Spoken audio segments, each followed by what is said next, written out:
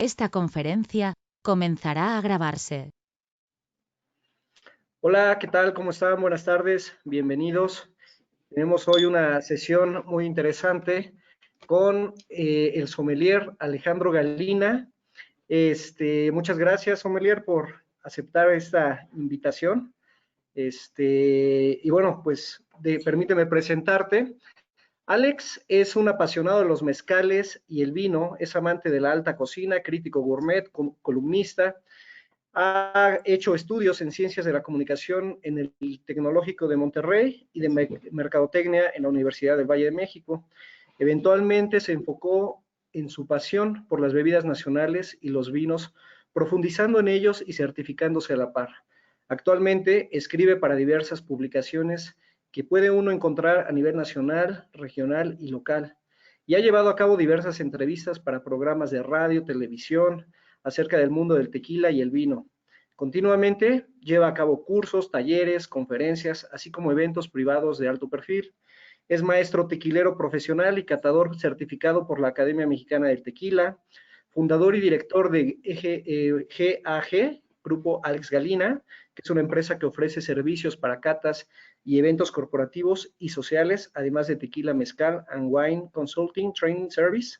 Director académico de ICAVI, que es el Instituto Cultural de Agave y el Vino, conferencista especializado en vino y destilados mexicanos, director comercial de Agave Vinos, que es una distribuidora e importadora de vinos, director de Sala y Sommelier, fue director comercial de Casa Cofradía Bajío, ha tenido experiencia pues en el ámbito académico, inclusive, y bueno, es un placer que desde San Miguel de Allende, sommelier Alex, nos puedas brindar tus conocimientos. Muchas gracias. Mil gracias por la invitación, a ti, a la Universidad del Valle de México, muchas gracias. Muy bien, chicos, les agradezco a todos su presencia y nuevamente les comento, como hemos llevado a cabo estas sesiones, les voy a pedir que si tienen alguna duda la podamos escribir en la parte del chat durante la conferencia que nos esté ofreciendo nuestro invitado. Y al final vamos a tener una sesión de preguntas donde les voy a pedir que activen su micrófono y su cámara y ustedes puedan hacerle las preguntas directamente a nuestro invitado. Les agradezco mucho la atención y vamos a comenzar. Sommelier, muchas gracias. Bueno, pues comencemos. Vamos a dar un pequeño webinar de lo que es los vinos y los espirituosos. Me imagino que todos debemos estar, creo, familiarizados con ello. Me imagino que pueden ver perfectamente la presentación que tengo aquí, irnos guiando. Vamos a platicar generalidades, un poquito de todo. Y vamos a empezar con cuestiones básicas como la definición de vino. Actualmente hay un concepto muy grande, hay una presencia muy fuerte en México alrededor del vino, en donde pues básicamente la gente está interesada. Ustedes como estudiantes, me imagino la mayoría son de turismo, gastronomía, perfil adecuado a esta área. ¿Cómo definimos el vino? La bebida obtenida de la fermentación alcohólica total o parcial del mosto de uva. Tenemos muchos conceptos equivocados. Muchas personas piensan que le pueden llamar vino cualquier bebida alcohólica. La definición concreta es esta. Tenemos que extraer todo de esta fruta que es la uva. ¿Cómo podemos tratar de entender? Hay una clasificación sencilla que vamos a platicar, es fermentados, fortificados, destilados, licores y cremas. Sin embargo, van a escuchar a lo largo de la vida, en diferentes foros, en diferentes conceptos, que muchas personas llaman el vino de diferente manera o de acuerdo a diferentes clasificaciones. Una clasificación muy común y muy básica es por su método, por su forma de producción, que es donde vamos a evitar, básicamente vamos a evitar llamarle de otra manera a los vinos blancos, rosados y tintos, les denominamos como vinos tranquilos. ¿Okay? ¿Qué significa esto? Básicamente eso, que no tenemos repuntes de alcohol, no tenemos repuntes de azúcares, no tenemos cuestiones específicas o especiales que los hagan salirse de ese esquema. Otro sector los llama como vinos especiales. ¿Qué serían los vinos especiales? Precisamente lo que no es esto, que tienen un sector extremo de dulzor, diferentes grados de dulzor, gasificación, por ejemplo,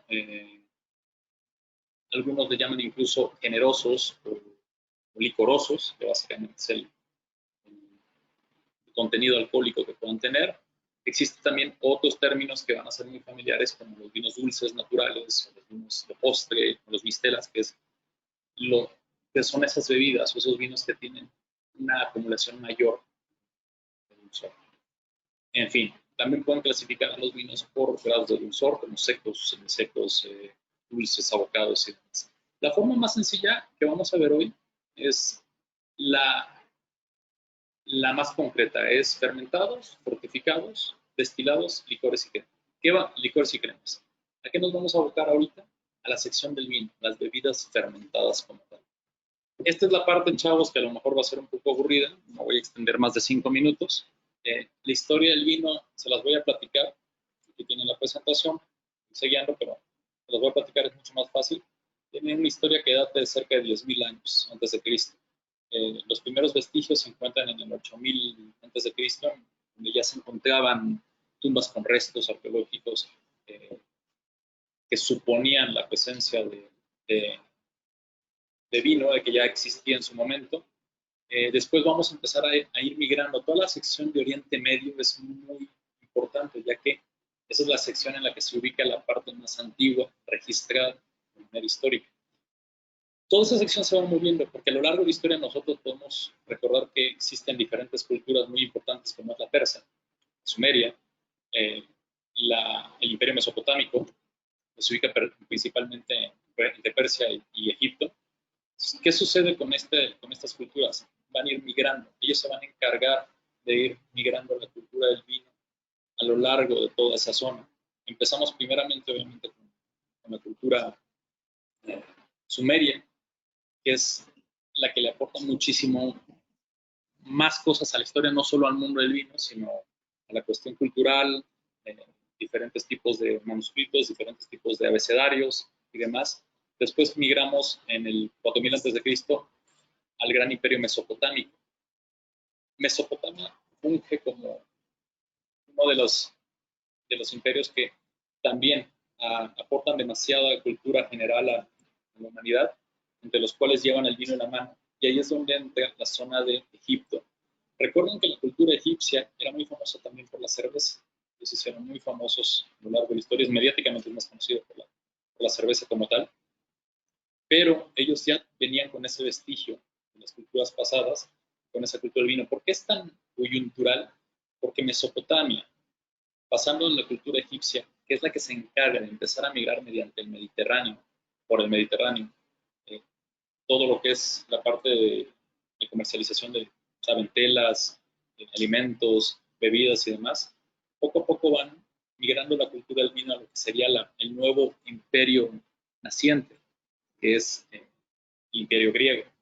Para hacer un acotamiento aquí, se van a dar cuenta cómo el vino empieza a ser relevante para cada cultura y se vuelve tan importante que cada cultura incluso identifica un dios para poder asociarlo con el vino. En el caso de los egipcios van a haber diferentes conceptos, los árabes tenían a su dios establecido. Grecia es más común el concepto de Dionisio, que igual lo han escuchado en algunos pasajes de historia, y obviamente el más reconocido es Baco. Baco se relanzó a lo largo del Imperio Romano como el dios del vino. Ahora, regresando a esa parte de la historia, es muy importante cómo Egipto va migrando mediante el comercio en toda la parte del vino.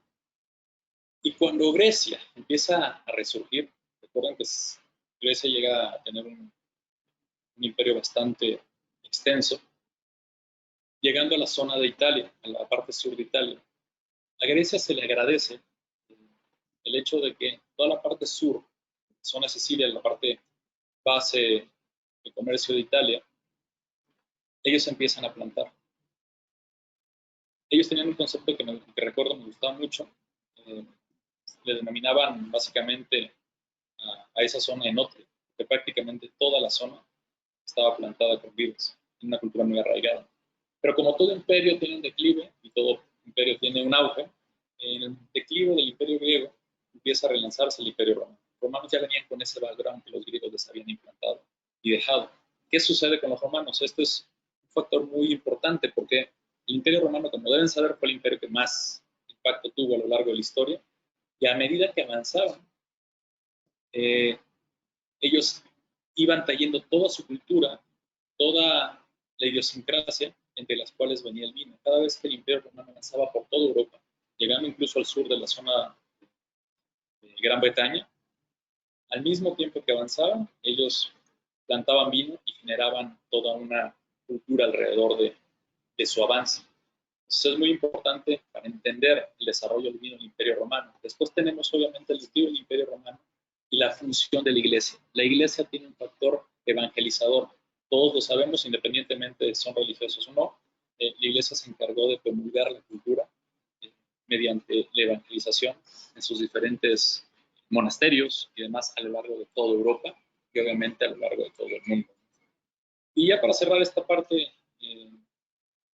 histórica, digamos, a lo largo de la historia tienen que conocer conceptos sencillos. Entre el siglo XVI, entre el siglo XV y el siglo XVI, empiezan a emigrar, recuerden, con la migración de Cristóbal Colón, empezamos a tener toda la extensión de la cultura del vino hacia nuestros países, sobre todo Chile y México.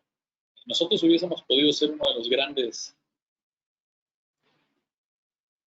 las grandes potencias, perdón, en el mundo del vino, sin embargo tuvimos ahí un stand-by. Chile no, Chile continuó, a diferencia de México. Pero bueno, en ese siglo nosotros tenemos toda la parte que conlleva la extensión. Es muy importante hacer un acotamiento porque hay países como Holanda e Inglaterra que en los 1700 se erigen como los principales consumidores. Holanda actualmente ya no, pero Inglaterra todavía lo ostenta. Si tú como productor de vino quieres estar en uno de los mejores separadores a nivel mundial por calidad, siempre va a ser Inglaterra. En su momento era Holanda. Tenían una economía bastante fuerte. Actualmente, obviamente, es Inglaterra en cuestión de calidad y Estados Unidos, que es una economía bastante fuerte. Bueno, y ya más acercándonos a la época actual, les voy a hacer un comentario rápido que han de haber escuchado en alguna clase de enología, agricultura, que es el concepto de la filóxera. Tuvimos un momento de la historia en el que un pequeño animalito atacó a las vides y generó toda una crisis internacional. La filóxera fue una enfermedad, una plaga que atacó a prácticamente toda Europa, durante la cual, perdónenme, tuvimos la pérdida de grandes cantidades de vinos. En algunos lugares incluso se extinguieron cierto tipo de cepas. Esto es coyuntural, ¿por qué? Ahí es donde viene la parte de América. Nosotros en América tenemos una base que nos permitió soportar y eventualmente migrar y apoyar a la replantación de lo que es la vida en Europa. Bueno, vamos a platicar un poquito de lo que yo sé que les interesa más. Creo que todos sabemos que existen muchas variedades de uva. Existen alrededor de 10,000. Probablemente lo que estén viendo en este momento sean las que más ubicamos de manera sencilla. ¿Por qué? Porque son las más plantadas hasta cierto punto. Algunos nombres les van a ser bastante relevantes, como el Chardonnay, el Sauvignon Blanc, en el caso de las tintas como el Cabernet Sauvignon, el Cabernet Franc, pero no debemos dejar de entender algo importante. Estas uvas se volvieron relevantes porque se replantaron en muchos lugares, por diferentes características y por diferentes cuestiones. Sin embargo, existen alrededor de 10,000 uvas. En algunos momentos van a escuchar el término copage, o meritage, o básicamente blend o varietal. No tenemos que alejarnos muchísimo, ¿no? El varietal es un término que se le da a una sola variedad. Cuando tú hablas de término copage, estamos hablando principalmente que tenemos una especie de mezcla de uvas. Es muy común actualmente. Estas son generalidades. Me gustaría que también entendiéramos cómo funciona el vino en la parte más importante, que es el campo. Yo creo que han escuchado 1000 veces que nuestros enólogos o viticultores, lo importante es el campo. Yo soy especialista en vino, parte sommelier, y los sommeliers estamos más pegados hacia la mesa. ¿Cómo podemos entender el vino como una fruta, como algo natural? Obviamente, acorde a las circunstancias climatológicas y naturales que tú tengas, se van a desarrollar de mejor o menor o peor manera. La vid, ¿cómo funciona? ¿Ven esta pequeña franja? Les voy a poner otra imagen. Tenemos una pequeña franja en el norte entre los 50 y los 30, y en la parte sur del hemisferio de los 30 y 50 también. Esta franja es denominada la zona del vino. No significa que tú no puedas producir vino en algunos otros países. Por supuesto que puedes. La vid o la uva es una planta muy noble que soporta muchas circunstancias inclementes. Pero si tú tiendes a querer tener un cierto nivel de calidad, te vas a abocar a esa zona. ¿Por qué? Porque por condiciones naturales tienes lo mejor. El ejemplo más sencillo es el que les comento de dónde estamos. Yo soy originario del sur de México, de la zona de Chiapas. Es una zona tropical. Las principales frutas que de manera natural crecen por las condiciones son frutas tropicales. Si yo quisiera una planta tropical como el plátano o el mango en una zona norte como es la región del vino, pues obviamente estaría trabajando. Las condiciones son las que cambian. El vino se desarrolla de la mejor manera en esta sección y es donde podemos obtener calidades diferentes. Bueno, ¿han escuchado el concepto nuevo mundo, viejo mundo? Eso es muy común cuando estás empezando en el mundo del vino. Tiene que ver mucho con el estilo de vinificación que se utiliza. Nuevo mundo le vamos a denominar a todo lo que sea fuera de Europa. La tendencia también ha cambiado, no quiero dejarlos cerrados esa sección en que no existen vinos de nuevo mundo en el viejo mundo, por supuesto que sí. Tiene que ver mucho con el estilo de vinificación y cómo se trabaja dentro de una bodega también, y las condiciones tradicionales. Nuevo mundo es todo lo que entra dentro de la nueva vinificación, con más apertura, con más tecnología, con diferentes tipos de perfiles también. Hablando un poquito de la vid como tal,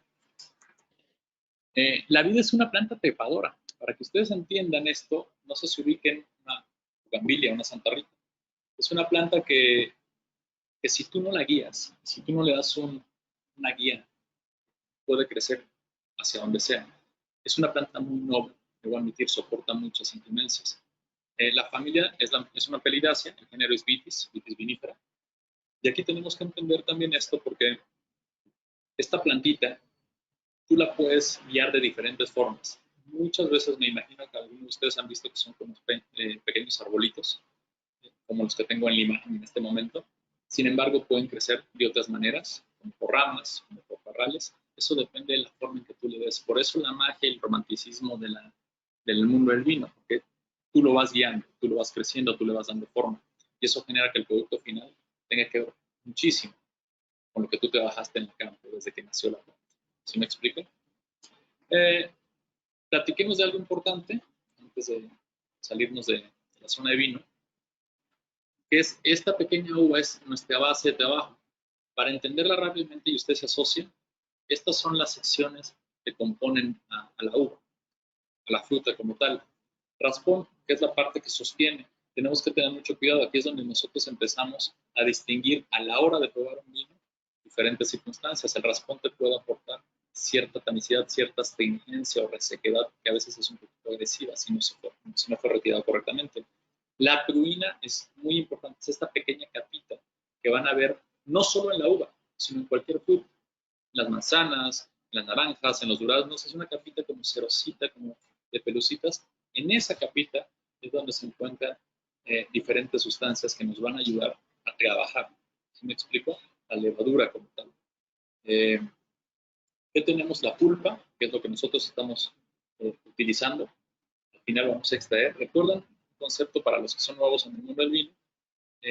La mayoría de las uvas son transparentes por dentro, lo que nos va a permitir elaborar vinos, sean blancos, rosados o tintos, es el tiempo de maceración, el tiempo de contacto que tú le des después de haber exprimido la uva, la fruta como tal, la pulpa, y cuánto tiempo lo dejas en contacto con la piel. ¿Sí me explico? De eso va a variar también el estilo de vinos que nosotros tengamos y las características. Y la pepita, que es la semillita que tenemos adentro, que tenemos que tener cuidado de no lastimarla del todo para que no nos genere esa astringencia que conlleva también el raspón de la parte superior. Ahora, ¿qué otras cosas tenemos que tener en cuenta para acabar la sección de vino? El vino es muy importante en el campo. No solo es la planta per se, es desde el inicio que tú vas a elaborar un viñedo, que tienes un proyecto y deseas tener un cierto nivel de calidad de proyecto, de vino. Tienes que ver muchos factores tan sencillos como la disposición de las plantas. ¿Qué significa esto? Digamos que tú tienes un terreno de 1 hectárea y dices, aquí voy a poner un viñedo. Tienes que ver en qué orientación se encuentra, por ejemplo, el terreno, qué desnivel tiene, qué tan fácil es cosechar, si puedes utilizar maquinaria o no, hacia dónde apunta el viento y de qué manera te dé el sol, para que tú puedas disponer de esa zona de la mejor manera y eventualmente tú tengas un resultado de mayor calidad. La parte de densidad que leen en este momento tiene que ver con la cantidad de plantas que tú estás sembrando o creciendo en una misma zona. Entre más densidad, entre más plantas tú pongas en una zona, pues obviamente se va a repartir toda la cuestión de nutrientes. Entre menos, obviamente también va a haber una variante de calidad. El rendimiento, ¿qué es? La cantidad, no es solo la cantidad de plantas. Recuerden que esta es una plantita, me imagino que todos ustedes han visto ya racimos de uvas. No solo vas a limitar la parte de las plantas, vas a limitar también la cantidad de racimos de uva que permites que la planta tenga. Entre más racimos de uva, estamos teniendo un rendimiento mayor, pero una calidad menor. ¿Me explico? A veces es bueno que solo tengas 4, 5 racimos por planta, 10, dependiendo del estilo de producción que tengas, y concentrarse en la calidad de ellos, en lugar de solo buscar el volumen, que es 15 o 20, y de repente dices, oye, tengo mucho volumen, tengo mucho líquido, pero no se concentró todos los nutrientes y todo lo que necesitamos en la fruta como tal. Otros sectores son la orientación de las filas de vides, por ejemplo, si tienes vientos, si tienes, dependiendo hacia dónde sale el sol, hacia dónde cae el sol, vamos a tener que tener en cuenta eso desde el inicio. La forma de conducción tiene que ver con la parte en que crece, cómo vamos a conducir la uva, si va a ser un pequeño arbolito, si va a ser un parral, si se va a segmentar de diferentes maneras, cómo vamos a poder que tengamos la cantidad de hojas necesarias.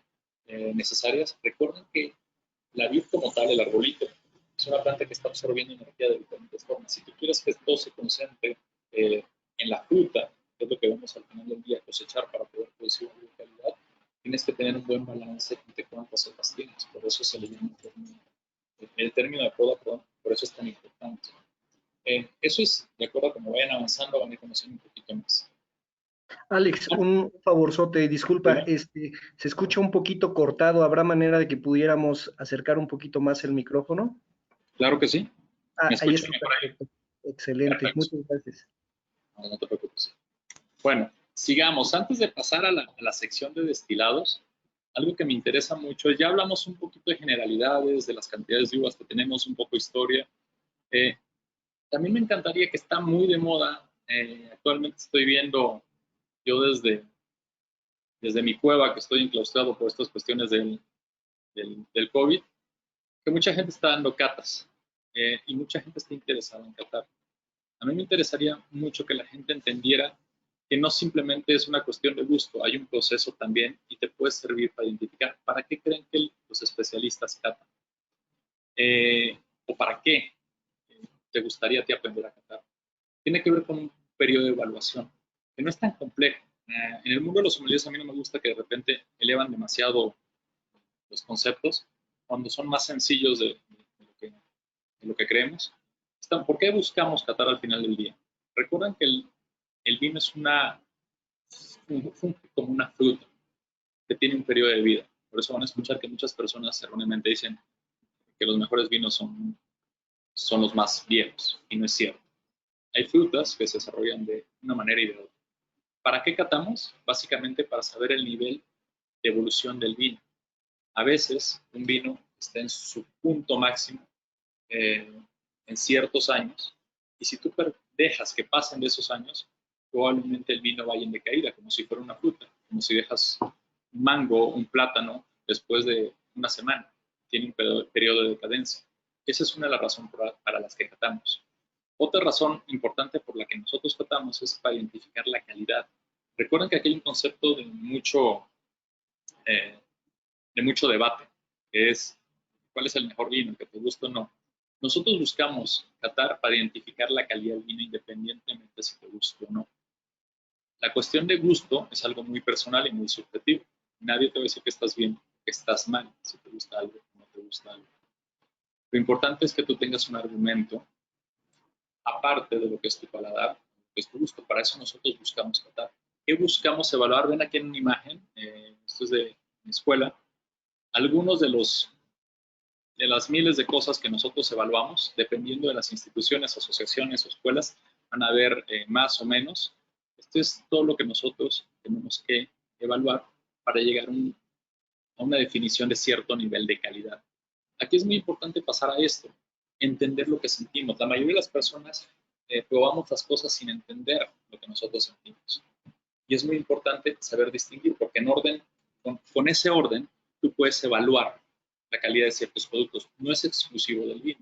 Esto es también una cuestión gastronómica.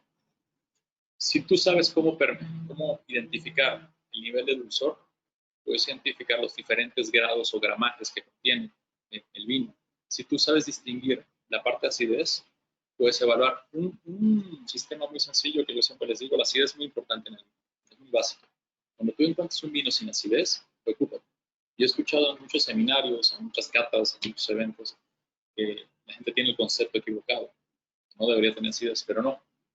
El vino es una bebida viva que requiere de acidez, a lo cual nosotros tenemos que responder identificando y sabiendo identificar. Tenemos que aprender ese tipo de sensaciones, cómo identificar los dulces, cómo identificar lo ácido, cómo identificar lo salado y lo amargo. ¿Sí me explico? Entonces, antes de poder evaluar o emitir un juicio de calidad, recuerden, no de gusto, yo les recomiendo que por favor empiecen a aprender a distinguir las sensaciones que tienen en el paladar. De manera natural, esto no es exclusivo del vino. Pero una vez que tú entiendas lo que sientes, es mucho más fácil emitir un juicio de menos subjetividad. ¿Me escuchan bien? Okay. Sí, Alex, un poquito de repente se llegara corta, a ¿no? cortar un poquito, pero pero sí, Ok, sí la llevamos bien. ok, cualquier pregunta me avisa. Bueno, vamos a ir cerrando. Esta es la parte que le dediqué al vino, digo, por obvias razones, cuestión de tiempo. Ahora vamos a pasar un poquito a platicar de lo que son los espirituosos. Al inicio yo les colocaba una presentación en la que decía fermentados, fortificados, destilados, licores y cremas. Nuestro webinar de hoy es hablar un poco de vino, hablar un poco de destilados. El término espirituosos es el mismo, es un sinónimo que le damos a los destilados. En México tenemos muchos errores como llamar ron, vino y demás, como les platicaba al inicio, pero lo correcto son destilados o espirituosos. Aquí vamos a platicarlo un poquito más ameno, es cuántos nosotros podemos conocer. Me imagino que la mayoría saben qué es el ron, qué es el vodka, qué es la grappa, qué es el brandy, qué es el pisco. ¿Cuántos conocemos? ¿Cuál es la gran diferencia en la clasificación de bebidas, tanto en vinos como en destilados? Tiene que ver mucho con el proceso y con el grado de alcohol. Cuando nosotros elaboramos vino, traten de buscar alguna botella que tengan cerca de ustedes, se van a dar cuenta que el vino nunca supera los 15 grados alcohol volumen. ¿Por qué? Porque tiene que ver con el proceso de fermentación. Cuando nosotros elaboramos la fermentación en el mundo del vino, la levadura, que es ese pequeño organismo que se dedica básicamente a comer azúcar y generar alcohol, no puede superar los 15 grados. ¿Por qué? Tiende a emborracharse y morir con el propio alcohol que genera. Entonces no existen bebidas fermentadas con más de 15 grados de alcohol volumen. Al inicio, me voy a tomar la libertad de ponerles esa imagen, les comentaba que existían también en esta zona fortificados. Los fortificados son un extremo que a lo mejor han escuchado durante la carrera o en un evento, como lo es el Jerez, como es el Porto. Esas bebidas no se denominan vinos como tal, se les denomina fortificados. ¿Qué significa? El nivel alcohólico va a ser ligeramente mayor que un vino, o sea, arriba de 15 grados alcohol. En promedio están entre 16 y 22 grados alcohol. ¿Cómo tienen el alcohol? A diferencia de los fermentados o del vino, por ejemplo, pues obviamente con una añadidura de un destilado. Los destilados, ahorita pasamos para allá, los espirituosos son bebidas que contienen alto contenido alcohólico. Cuando nosotros elaboramos un jerez, un porto, lo que hacemos es tomar un destilado, en este caso Organdi por lo general, le agregamos un poco. En el momento en que tú elevas el grado alcohólico del vino con el destilado, matas a la levadura, y obviamente sube el nivel, por haber subido el nivel. Entonces el alcohol va a ser mucho más alto gracias a que lo ayudas. Eso es un fortificado. Pero regresando al tema de los destilados van un poquito más allá, porque no dependen nada más de un encabezamiento o de un agregado. Cuando tú elaboras cualquier tipo de bebida alcohólica, tú necesitas un proceso adicional. ¿Cuál es ese proceso? La destilación. La destilación nos va a ayudar a refinar los alcoholes que tenemos. Cuando tú fermentas, recuerda, nos separamos los 15 grados. Si tú mediante el proceso de destilación colocas ya sea un vino, ya sea algún jugo de alguna bebida después de haber sido fermentada, tú vas a enriquecer los alcoholes. ¿Cuáles son los destilados más famosos? Obviamente aquí les menciono algunos: vodka, grappa, pisco, brandy. Hay muchos más. Yo sé que todo el mundo está pensando en coñac, por ejemplo. Están pensando en whisky, por ejemplo. Vamos a hablar un poquito de cada uno, en tequila, en mezcal. Voy a dividirlo rápidamente y vamos a platicar un poquito. Si les parece bien, empecemos por generalidades de algunos destilados. En el caso del coñac, no sé si hayan escuchado ya de bebidas como el Armagnac. Son bebidas similares, pero con marcadas diferencias. Es un caso muy particular, que sucede muy similar, perdóname, que sucede como con el tequila y el mezcal. El coñac es una bebida que tiene mucho más prestigio, más refinamiento a lo largo de la historia. Sin embargo, no es que sea mejor o peor. ¿Dónde se produce el coñac? En la región de Francia. Es una de las bebidas más conocidas, mayor prestigio. Se divide en 3 zonas, se las menciono aquí rápido, no se las tienen que aprender, no se preocupe. Una es Grande Champagne, 6 zonas, perdóname: Petit Champagne, Borderie, Fimbois, Bonsoir y Bois Ordinaires. La base de esta bebida son uvas, no mucha gente lo sabe. Son uvas como tal, al igual que el brandy. Sin embargo, la mayoría de las personas no podemos percibir la sensación de las uvas porque tienen un gran impacto en el proceso de maduración en barrica. ¿Cuáles son las uvas importantes en el coñac? La más importante siempre va a ser Vigny Blanc, que es la base, seguida de la Colombar y la Foyer Blanche, pero existen 7 uvas más por ley que tú puedes utilizar, pero el Vigny Blanc lleva la cabecera. ¿Qué es el Armagnac? Digamos que es el hermanito incómodo del coñac. El Armagnac se desarrolla en la zona sur de Burdeos. Es más, les pongo un pequeño mapito. Esta es la zona de Burdeos, famosísima por los vinos. En el norte vamos a tener toda la zona de coñac y en el sur vamos a tener toda la zona de Armagnac. Armagnac tiene 3 zonas: Bas Armagnac, Narès o Armagnac, que significa el alto. Las uvas que utilizan es la Vigny Blanc como base, y tenemos otra que es muy importante, la Baco 22A, que es la que les encarga de darle mucho más cuerpo. Pero al final del día, estas bebidas se trabajan muchísimo en barrica. Muchas personas tienen el concepto equivocado en el caso del whisky o del scotch, que su aroma base es la barrica. No, aquí los reyes de la barrica son el coñac y el armagnac, por encima de la mayoría.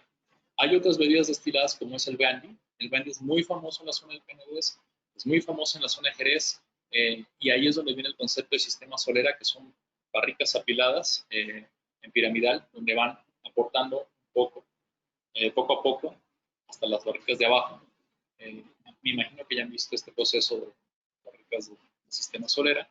El brandy es muy famoso porque se posicionó a lo largo de la historia por España. En México nosotros producimos brandy también. Y vamos a platicar al mismo tiempo de lo que es el whisky. Existen muchas variantes. Existe el bourbon, existe el scotch, pero escogí estas dos al final para cerrar la parte de destilados, porque tienen mucho impacto a lo largo de la historia y a lo largo de la producción mundial. ¿Qué es el whisky? Es una bebida producida a partir de la destilación del fermento de malta, cereales, básicamente. ¿Okay? Existen diferentes estilos, que aquí es donde vamos a ver, voy a pasar rápidamente esta zona. Existen diferentes estilos de whisky, no solo el whisky Escocia, no solo el whisky de Irlanda. Actualmente yo tengo una fascinación por whiskies japoneses, por ejemplo, vamos a tener. Existen whiskies y bourbons americanos, que tengo aquí en mi imagen. Existen whiskies galeses, whiskies de la India, que tienen muy buen nivel de manufactura y muy buen nivel de calidad.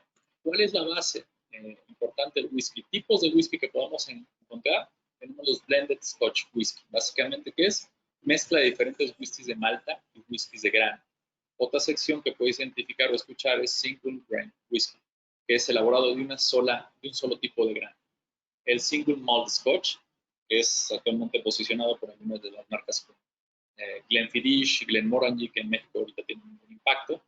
El single malt cask, que es guardado en una sola barrica, que es como un poquito más exclusivo de acuerdo a la destilería. Y los blended malts, ¿okay? Mezclas de whiskies de maltas de diferentes destilerías, que no solo tú puedes combinar diferentes incluso compañías. El ingrediente clave del whisky, lo más importante del mundo del whisky que la gente de repente no ubica, no es precisamente la barrica. Los reyes de la barrica son el coñac, por ejemplo, y el armagnac. En el caso del whisky hay un aroma muy peculiar que nosotros siempre distinguimos, que es un peaty aroma, que es un aroma un poquito ahumado, que mucha gente asocia con el mezcal, pero no tiene nada que ver. Y ese aroma proviene de un material que se llama turbo.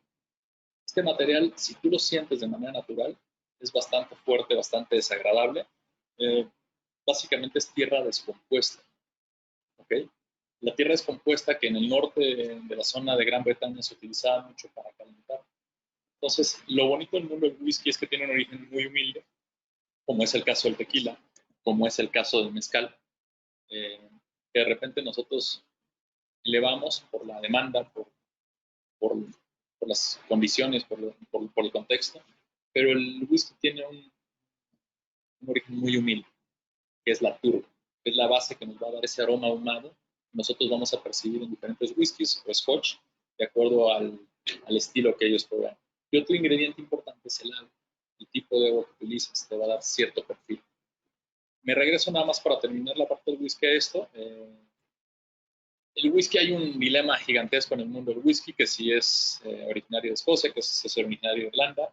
Oficialmente, lo lamento, pero es irlandés, es el vestigio más antiguo. Sin embargo, la diferencia es mínima y los escoceses hacen excelente nivel de calidad. Ahora vamos a cerrar la parte de destilados con algo mexicano, si les parece bien, que es la parte de destilados mexicanos que tienen un peso muy importante a nivel internacional también. El tequila, el mezcal, bebidas como el sotol, la bacanora, la raicilla. ¿Cómo identificamos nosotros estas bebidas? Vamos a hablar rápidamente y en breve del tequila. La base que es una planta que nosotros denominamos agave. El agave tiene unas circunstancias muy particulares. Es la bebida, cualquier bebida hecha con base en agave, sea tequila, sea mezcal, sea bacanora, sea raicilla, tienen un periodo de producción muy largo. De hecho, es la bebida que de manera natural, sin un periodo de añejamiento, sin pasar por barrica, tarda más en producirse. Es una planta muy diversa, con muchas características organolépticas. En el olfato, dependiendo de la variedad de agave que tú utilizas, pues obviamente te va a dar un perfil muy diferente. Es algo muy similar a lo que sucede en el vino, pero con un grado alcohólico mucho mayor.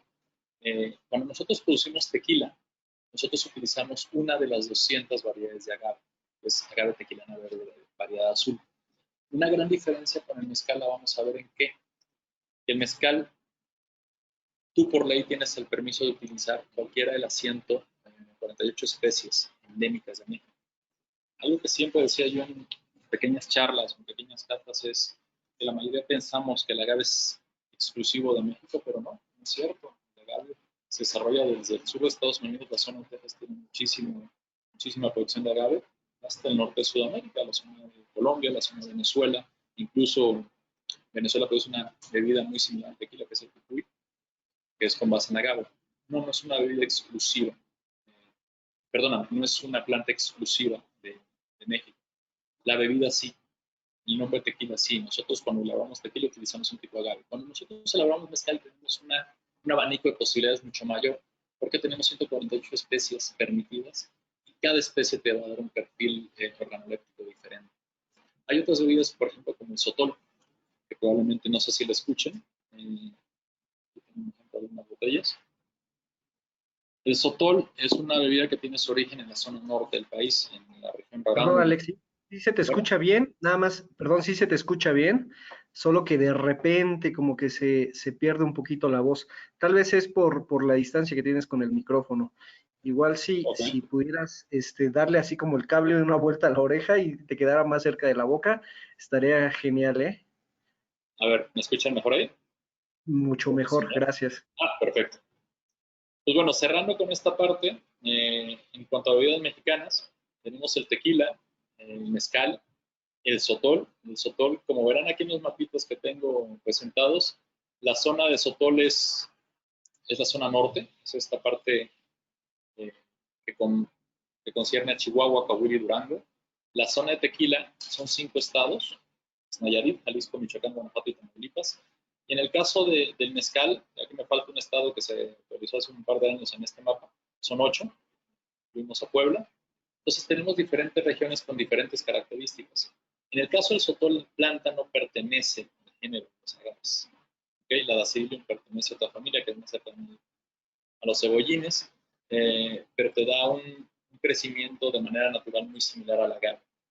Cada una de estas bebidas tiene perfiles muy particulares y la verdad es que en México, como cualquier espirituoso, no se le pide nada. O sea, tenemos bebidas autóctonas con muy buen nivel. Aparte de estas bebidas, debo mencionar que existen muchas más, como es el Poch, como es el Comiteco, eso de Chiapas, en la zona de Comitán, produce diferentes destilados de agave, eh, bacanora. El bacanora pertenece a la región de Sonora y se utiliza un solo tipo de agave.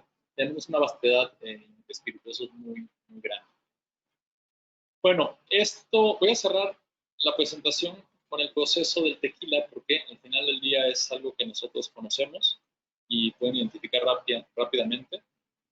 Sea tequila, sea sotol, sea bacanora, sea raicilla, sea mezcal, dependemos de nuestra materia prima, ¿no? Que va a ser esta planta.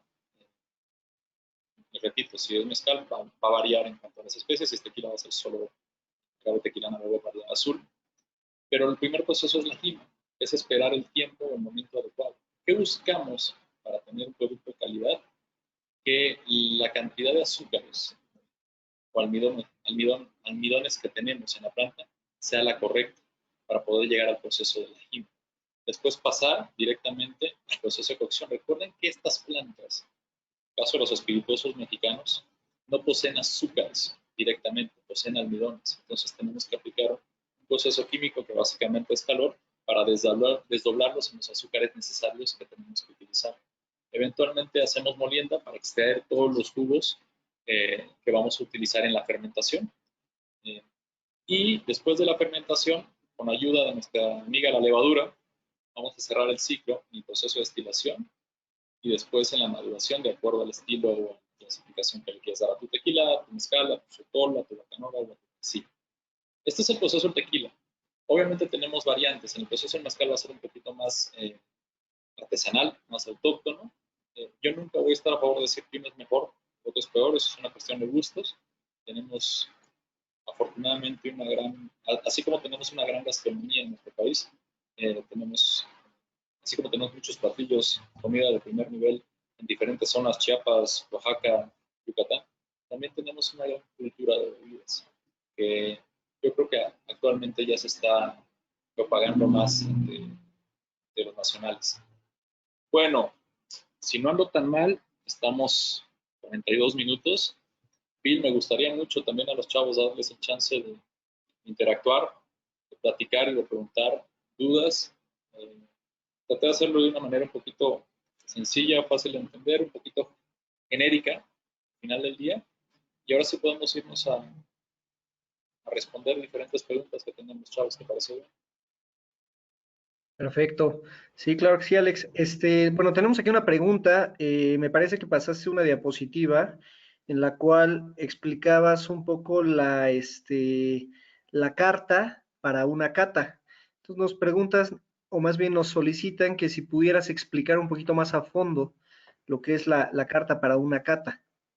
Ok. Como les comentaba, ¿me escuchan bien? Sí. Como les comentaba durante la Muy bien. presentación, dependiendo de las instituciones, tú vas a tener estilos o características a evaluar. Todas buscan la misma línea, tener una evaluación lo más apegada a lo neutral. Yo diseñé esta para mi escuela, pero yo me guío muchísimo por la WST de Londres. Lo que buscamos en un proceso de cata, o en un manual de cata, como es un guión de cata, es tener un manual de procesos. Para que me entiendan de manera sencilla. Tú no puedes oler y probar y decir esto es bueno solo porque tú consideras que sí. El manual de procesos, el guión de cata, yo le llamo manual de procesos, ¿para qué nos ayuda? Para descartar lo que posiblemente no tiene o no contiene la bebida. Pues mucha gente rápidamente evalúa un juicio. Si alcanzan a ver, y voy a poner el ejemplo de la fase visual de este guión de cata, empezamos a evaluar al vino de diferentes maneras. Una es sabiendo si tiene cierto tipo de textura, si está velado, si está como un poco turbio. Luego vamos a pasar al color. El color en el caso del vino, por ejemplo, en el caso de los vinos blancos, el color nos empieza a dar ciertas características. Si el vino es verdoso, si tiene como tintes verdosos, significa que el vino al final del día es muy joven. Entonces, desde ahí ya el vino te va a empezar a hablar, vas a empezar a distinguir. No puedes decir si es bueno o malo porque es joven, porque es verdoso. Simplemente te voy a decir, oye, esta es una característica. Si a lo mejor es vino tinto, la granada te va a implicar muchísimo la parte de que es joven. Si es un poquito más rubí, si es un poquito más granate, te va a decir, oye, ya estoy mucho más maduro, ya tengo mis años, estoy evolucionando. Luego vas a pasar a ciertas cuestiones como consistencias, que tiene que ver mucho también con los grados de alcohol, qué tanta brillantez te va a dar el vino. O en el caso de los vinos espumosos, en la parte visual, te va a hablar mucho de burbujas, las cantidades, las consistencias y demás.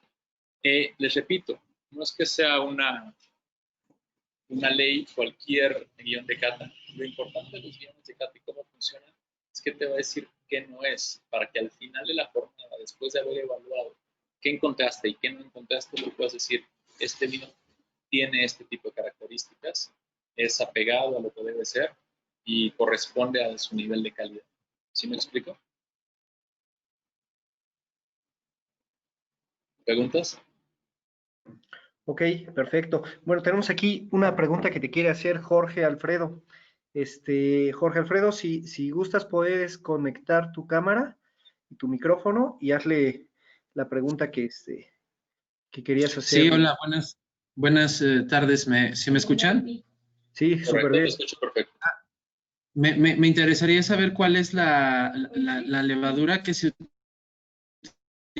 utiliza se sabe cuál es la cepa de levadura que se utiliza para la fermentación del tequila. ¿Es semejante a la que se utiliza para el mezcal o difiere tantito? ¿A qué temperatura, a qué pH se fermenta el agave?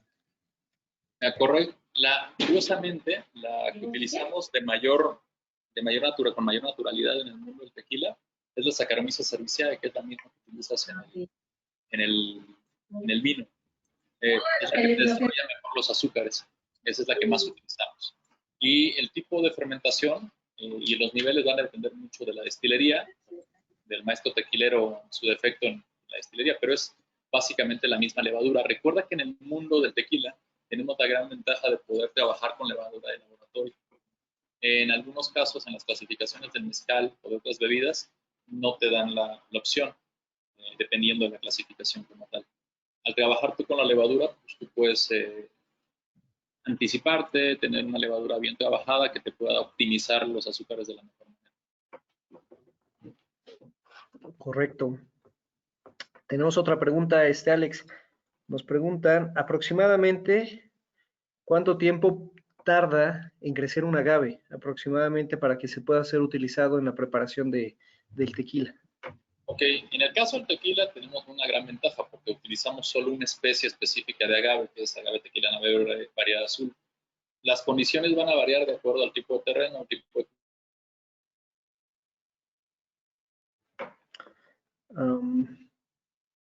Te dejamos de escuchar, Alex. Parece que se trabó su transmisión. cuidado y al tipo de nutrición que tenga el agave, pero podemos oscilar que entre 6 y 9 años o concretas condiciones de la mejor manera. Perdón, escucho que. Te habíamos perdido un segundo, pero ya retomamos nuevamente. Ok. ¿Ahí está mejor? Ok. Sí, Les perfecto. comentaba, el periodo breve está entre 6 y 9 años. La realidad es que dependiendo de las condiciones, ese es el periodo. Si nos salimos del mundo del tequila, nos vamos a diferentes variedades de agave, va a variar muchísimo de acuerdo a la familia, de acuerdo a la especie de agave. Entonces, concretamente en el tequila tenemos esa ventaja, estamos entre 6 y 9 años. Generalmente yo creo que si trabajas bien la planta en el campo, entre 6 y 7 años tú puedes tener una excelente producción sin caer en el tradicional concepto de que estás cortando pronto el agave. Aquí tiene que ver con la cantidad de almidones que tú desarrollaste y si llegaste a ese punto en menos tiempo no significa que tengas un producto de menor calidad. Ok. Alex, una duda. Por ejemplo, en el caso del tequila, que hoy, bueno, teníamos hasta hace algunos años la idea de, o más bien estábamos casados con el concepto de que los tipos distintos de tequilas, ya sea añejo, reposado o blanco, dependían justamente de su coloración. Estábamos familiarizados que el reposado regularmente era un color ámbar, que el añejo era un color un poco más oscuro y que regularmente un tequila blanco pues era transparente completamente. Hoy podemos ver tequilas añejos, extra añejos, que prácticamente son cristalinos completamente. ¿Qué tipo de proceso lleva para poder generar un tequila cristalino que sea añejo? Ok, rápido quitemos un mito maravilloso que tiene que ver mucho con lo que es el marketing. Afortunado o desafortunadamente, se han creado por cuestiones de marketing diferentes líneas de productos que no obedecen a las clasificaciones. Para esto tenemos que entender rápido la clasificación. Existen 5 tipos de tequila por ley únicamente. ¿Cuáles son? Blancos, reposados, añejos, extrañejos y tequila joven. ¿Ok? Eso es la clasificación oficial. Cuando empieza a surgir esta cuestión de los tequilas cristalinos, por ejemplo, como varias marcas tienen su edición especial de tequila cristalino o tequila puro, que al final del día es lo mismo. Ese concepto de cristalino no es un concepto de clasificación legal, es un concepto mercadológico. ¿Qué es lo que estás haciendo? Probablemente han visto en algún par de marcas muy famosas que te mencionan tequila cristalino, pero lees la etiqueta y es añejo. Lo único que utilizas es diferentes tipos de filtración. Lo que estás tratando de llevar a cabo es jugar con la parte visual del producto. Cuando tú filtras un producto, las partículas principales que te vas a llevar son las moléculas más grandes. Obviamente, al llevarte esas moléculas, te vas a llevar también un poco de las características organolépticas, de los aromas, de los sabores. Sin embargo, la parte visual impacta mucho. ¿Cómo puedes hacer el periodo de filtración? Desde la parte tradicional, que es arena, hasta carbón activo. Tú puedes escoger cómo lo elaboras, pero el concepto aquí es un concepto más que va al sector mercadológico y es impactante como a muchas personas que les dan tequila añejo cristalino que es transparente, mentalmente tú tiendes a buscar compararlo directamente con un tequila blanco, cuando no es correcto. Cuando el tequila ya pasó por barrica, ya tuvo un periodo de suavizar la parte alcohólica o astringente, entonces en paladar tú percibes que el tequila cristalino, que es un añejo, es mucho más suave y por supuesto que va a ser en paladar más suave cuando ya pasó por un periodo de barrica. La barrica siempre le aporta melanina, le aporta sustancias que hacen perceptiblemente menos astringente, menos alcohólico. Aunque tengan el mismo nivel de alcohol, te van a dar una percepción de mayor suavidad. Entonces, lo que le recomiendo a los chavos y a todas las personas que se dedican a este medio es leer la etiqueta y hacer una evaluación ad hoc. Si vas a evaluar un añejo cristalino, evalúalo con todo tu añejo, independientemente de si sea cristalino o no. Y te vas a sorprender de cómo, al final del día, en los añejos que no son cristalinos, tienes un poquito más de sensaciones organolépticas que en el cristalino, porque el cristalino fue de alguna manera filtrado.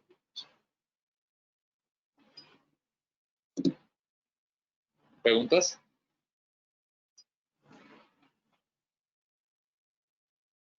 ¿Hola?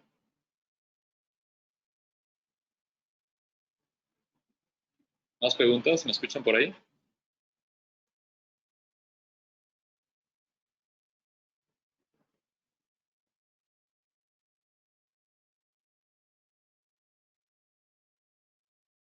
¿Me escuchas?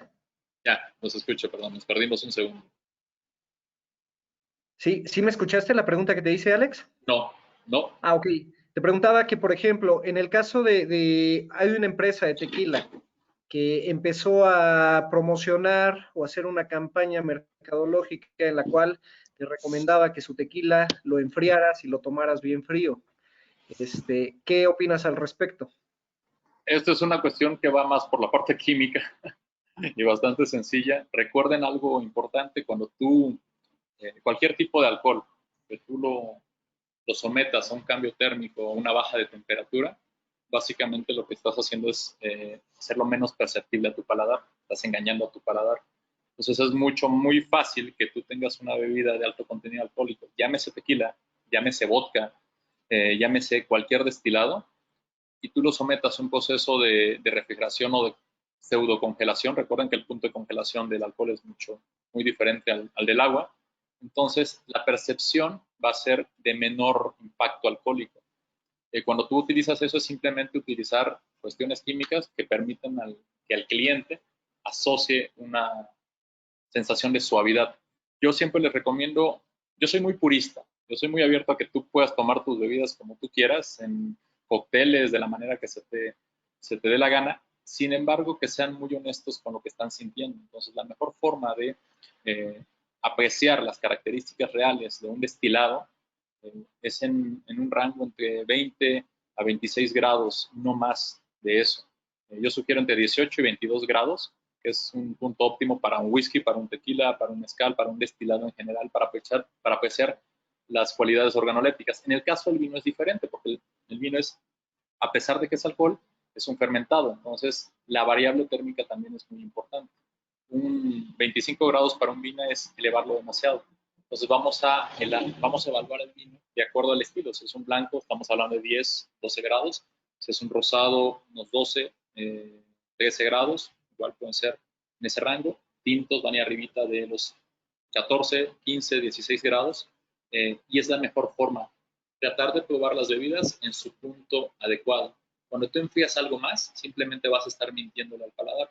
Muchos restaurantes hacen esa técnica para cuando tienen, ya sabes, algún vino abierto, se les pasa un par de días, recuerden que el vino tiene un punto de evolución y se oxigena o se oxida. Entonces, ¿qué sucede? Tratan de venderlo bajándole la temperatura, porque es menos perceptible para el consumidor. Y lo mismo pasa con los destilados. O sea, pruebas algunas marcas, que la marca que más promueve el tequila congelado, lo pruebas a temperatura de 25 o 24 grados, no es tan suave como tú tal vez pensabas que era estando congelado. Entonces es básicamente un proceso químico y es saber cómo trabajar con el paladar. Claro, y ocultar los defectos de repente de algunas bebidas. Oye, Exactamente. Alex, te pregunta Alberto Yair Almeida, ¿cuál sería tu opinión sobre los pulques y sus variantes? ¿Cuál opinión? Maravillosos. El problema es que el pulque en este momento, más bien, gracias a esta temporada, el pulque está renaciendo. Sin embargo, el pulque entra dentro del sector de ¿qué? Fermentados. Tenemos un pequeño gran problema con el pulque, que es el periodo de longevidad que tiene. Pero el pulque es una bebida que es el antecesor, es el papá o es el abuelo del tequila. Entonces tenemos un fermentado de la misma manufactura, un diferente proceso y una diferente base que el vino, pero con características maravillosas. Recuerden esto, y eso se lo digo a todos mis alumnos, estudiantes o en las conferencias que imparto, la cuestión del paladar es muy personal. ¿Me explico? Tú puedes aprender a desarrollarlo y a veces tienes que entender que lo que tenemos como gusto es algo personal, pero tenemos algo que es un paladar adquirido. Nosotros podemos aprender a determinar las sensaciones. A cualquier persona que haya tomado una cerveza la primera vez no le gustó. Es imposible. ¿Por qué? De manera natural o biológica tu cuerpo la rechaza, es amarga. Es algo que naturalmente tu cuerpo busca azúcares, energía y demás. Entonces, ¿qué sucede? Tienes que pasar por un proceso de acostumbrar. Entonces, todo lo que tiene que ver con bebidas alcohólicas lo lamento mucho, pero son paladares adquiridos. Necesitamos aprender a tomarlas. La gente que de repente toma pulque por primera vez pues se impacta negativamente, cuando realmente lo mismo le sucedió con la cerveza. ¿Sí me explico? Entonces, tengo una opinión maravillosa. A mí me gusta mucho el pulque. Desafortunadamente, todavía no hay tanta producción o no lo encuentras tan fácilmente. Yo vivo en San Miguel de Allende, aquí sí tenemos pulque. Lo he probado un par de veces en algunos lugares, pero no siempre tienes acceso tan fácil ahí. Perfecto. Bueno, Alex, vamos a dar por terminada nuestra sesión, nuestro conversatorio. Te agradecemos muchísimo el que hayas podido brindar tu conocimiento, tu tiempo, a nombre de la Universidad del Valle de México. Te agradecemos mucho este momento, este conversatorio tan enriquecedor. Y bueno, pues tienes las puertas de la Universidad del Valle de México abiertas. Cuando quieras venir a darnos una plática, esperemos que sea muy pronto. Muchas gracias por la invitación y esperemos que después de esta crisis sea mucho más fácil movernos. Excelente. Alex, muchas gracias nuevamente y que estés muy bien. Hasta luego a todos, chicos. Gracias por su presencia. Hasta luego.